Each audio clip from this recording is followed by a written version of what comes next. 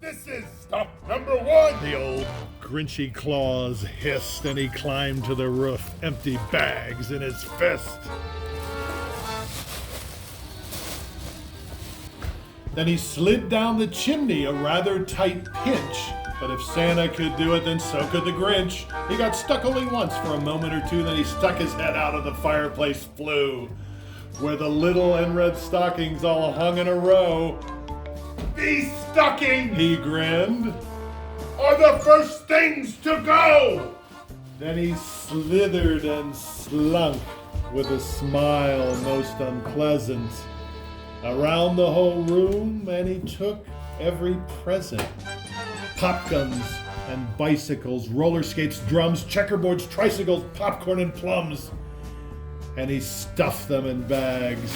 Then the Grinch very nimbly stuffed all the bags one by one up the chimney. Then he slunk to the icebox. He took the NRED feast. He took the NRED pudding. He took the roast beast.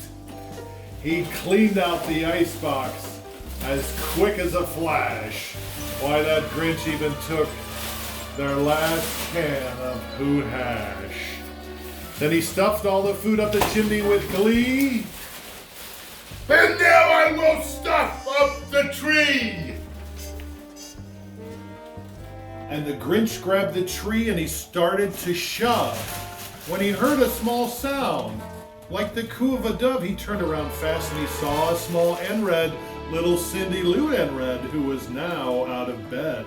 The Grinch had been caught by the small NRED daughter, who'd got out of bed for a cup of cold water. She stared at the Grinch and said, Santa Claus, why? Why are you taking our Christmas tree? Why? But you know that old Grinch was so smart and so slick, he thought up a lie, and he thought it up quick. Why, my sweet little tot, The fake Santa Claus lied. there's a light on this tree that won't light on one side. So I'm taking it home to my workshop, my dear.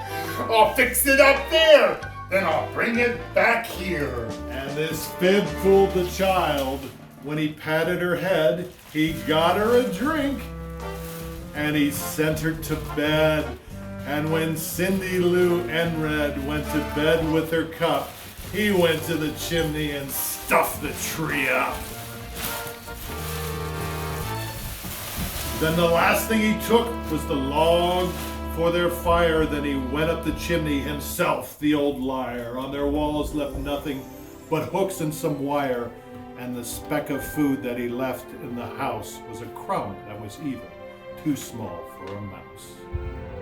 Then he did the same thing to the other NRED houses, leaving crumbs much too small for the other NRED mouses. It was 15:15 dawn, all the NREDs in bed, all the NREDs a-snooze, when he packed up his sled, packed it up with their presents, the ribbons, the wrappings, the tags and the tinsel, the trimmings, the trappings.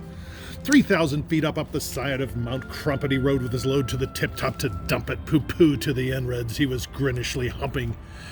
They're finding out now that no Christmas is coming. They're just waking up. I know just what they'll do. Their mouths will hang open for a minute or two when the NREDs in NREDville will all cry boo-hoo. That's a noise that I simply must hear. So he paused, and the Grinch put his hand to his ear. And he did hear a sound. Rising over the snow, it started to glow and it started to grow, but the sound wasn't sad. Why, the sound sounded merry. It couldn't be so, but it was merry very.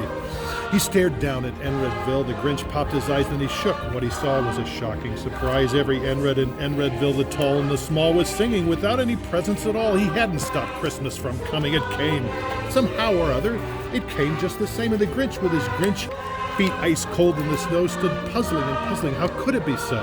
It came without ribbons, it came without tags, it came without packages, boxes, or bags. He puzzled 3 hours till his puzzler was sore. Then the Grinch thought of something he hadn't before. Maybe Christmas, he thought, doesn't come from a store. Maybe Christmas, perhaps, means a little bit more. And what happened then? Well, in Whoville, they say that the Grinch's small heart grew 3 sizes that day. And the minute his heart didn't feel quite so tight, he whizzed with his load through the bright morning light, and he brought back the toys, the food for the feast, and he, the Grinch himself, carved the roast beast. far